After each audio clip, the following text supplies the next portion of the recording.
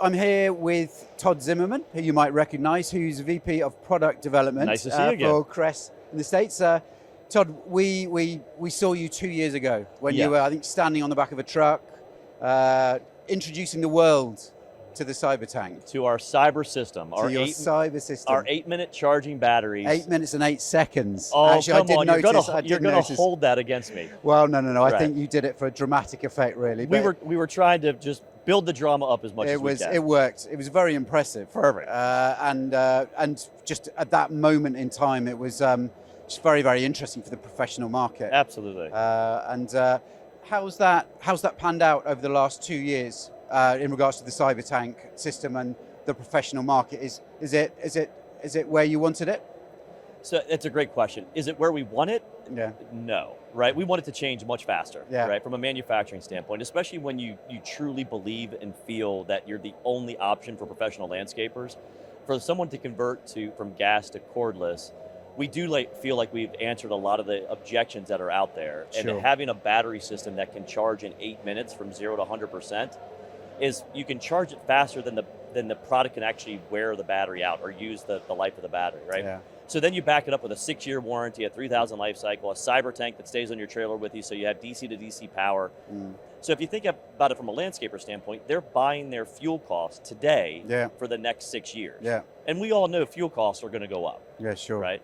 But then you also back it with our commercial equipment, which has a 3-year warranty, and it's built to be a gas product, right? We have a battery that has the power of a gas engine. Yeah. So then we just took the gas engine off and bolted a battery on the backside of it. Yeah, no, it's fantastic. I mean, very, very impressive. And, as you said, it's going to take some shifting to shift people or transition people to battery. Right, and one thing since we talked last time that we did introduce that's helping a lot is a 10-day free trial. Okay. Right, so landscapers can now work through our Kress dealer network and they can do a 10-day free trial because at the end of the day, proof is in the pudding. Yeah. Right, you have to believe that product's going to be as productive and profitable for you, and that's what we want them to prove to themselves. We can sit there and tell you, hey, guess what, you're going to save $2,000 a year per crew.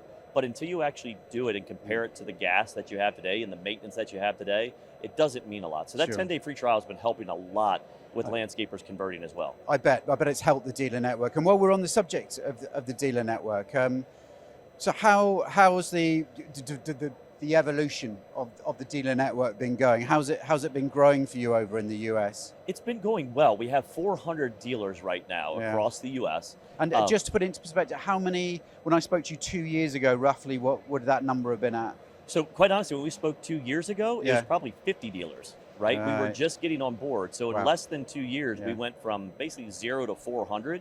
And all of them are selling the Kress commercial product as well as our Pro brand and our residential as well, right? All 60-volt batteries work across all of our 60-volt product.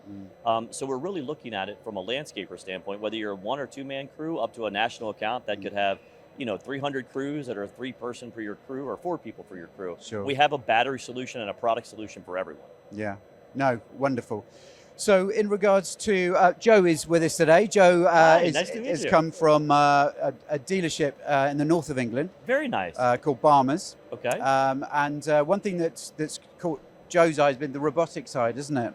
Yes, very much so, because back in the north of England and throughout the UK, we are seeing a big shift from the ride-on mowers.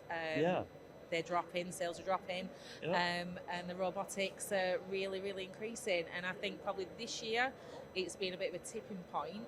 Oh, that's wonderful. Yeah, and it is, the trajectory is going towards the robotics. Yeah. And it's a really good mix of both domestic for home users and also commercial. Right.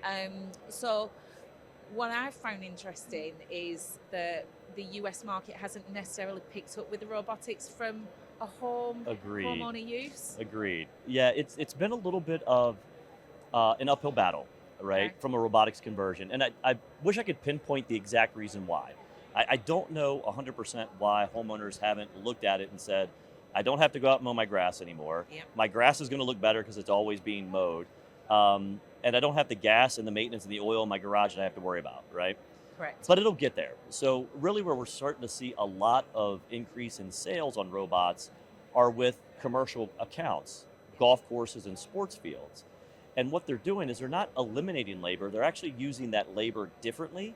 So they can use the labor to make that part of the golf course more pretty, more beautiful, whatever they need it for. And they're using robotics to mow the roughs and the fairways, so they're not having someone sit on a mower 8 hours a day. That robot is there. And they're still getting the same benefits, right? They're saving on the maintenance cost, the gas cost, but that area is also, that turf looks better because it's being mowed all the time, right?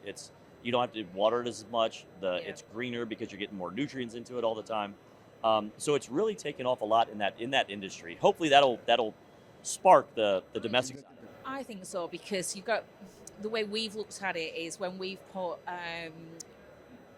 robotics into a commercial application like a golf course, or even for us, we're putting them on roundabouts with the local authorities, because from a local authority point of view, they don't have to pay for the traffic management to get the men and the mowers there, and all the time and all the rest of it. But whenever we've been putting them about strategic little signs of, hello, I'm a robotic mower, this is what I do, and just by the presence being there out and about at the golf courses, at the sports clubs, at the that's football wonderful. clubs, people domestically or home use are picking them up and home. Absolutely, and another thing regarding the professional sector, we're finding in the UK, I don't know what it's like in the States, Todd, but the golf courses are struggling to recruit ground staff. Absolutely, and they're also being squeezed financially. So actually, labor's a big challenge. So the robotic solution, it's actually positive on both those counts. It is. So you're although it's sort of not caught on yet, you're pretty confident that that's going to be the route in the US? It will, I think so. Getting onto golf courses and sports fields is going to be the catalyst, but we also do have a lot of dealers in the US that are focused on residential as well, right? So it does take a shift in the dealer base also, right? Just like you're saying, you're starting to see your robotic sales more than your ZTRs. Robotics is a different type of sale for a dealer, right? Sure. If it's new to them, they've got to understand the technology, be able to explain it, install it, and be comfortable with it, right? That's really true. Specifically, we're a multi-depot dealership, and some of the old timers that have who are working in sales, steady, that have always traditionally sold the. She petrol did look right at you when she said that. It's been a struggle to change the mindset of the staff. To go robotics, where some of the younger members of staff are straight away in with the robotics and the common sense of forget the word, but to have one at home, it makes sense. We have a lot of dealers that we're talking with now that have started to focus or have somebody to focus on robotic sales, right? And that's what it's going to take, right? Robots are never a set it and forget it, right? There's always something that you have to work with, and that's okay. But they're now smarter, right? You have patterns, there's no boundaries. It's a more friendly and easier robot to use than what it was in the past. So the catalyst is coming, but the dealers in the US, we still need to educate and help. And it's going to be a mindset change for them as well, right? And they're getting there. It's the technology that has to catch up for them to feel more comfortable and confident in it. And we're seeing more and more dealers starting to come on board with what robotics can do for their business. Because at the end of the day, what we want to do is bring more profit to them. And robotics can typically do that versus a ZTR, right? So we're really trying to focus on helping them educate the dealer and then get the presence out with the residents as quick as possible. So Todd, finally, we saw you 2 years ago, obviously, as we mentioned. We're having a chat in 2 years' time. What do you think we'll be talking about? So what we're going to be talking about then is going to be larger robots, right? Doing making the coffee, making the coffee, grilled cheese, soup, whatever you need for it, right? But I think you're going to see a much larger sales in the U.S. for robotics, right? I think what we're also going to see in 2 years' time is landscapers converting a lot more to cordless a lot faster. The trend is coming, right? Whether it's going to be state or local, state or federal. I thought it was going to be this year when we came. I thought there was going to be a lot more battery products around. So I mean, the battery products are here. California is leading the way from a conversion standpoint, and there's other states that are doing the same thing.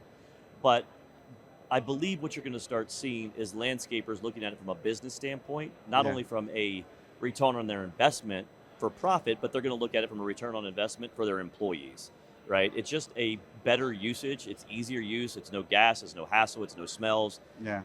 And that way, it's actually it's healthier for them as well. Yeah. So it helps them to save on their bottom line from a insurance standpoint also. Good. Right, Todd, we'll see you in 2 years for a robot chat then. Absolutely. I can't wait. Have a great show. Thanks for taking the time to talk to us. Absolutely. Take care. Okay. Cheers, Todd. Thanks.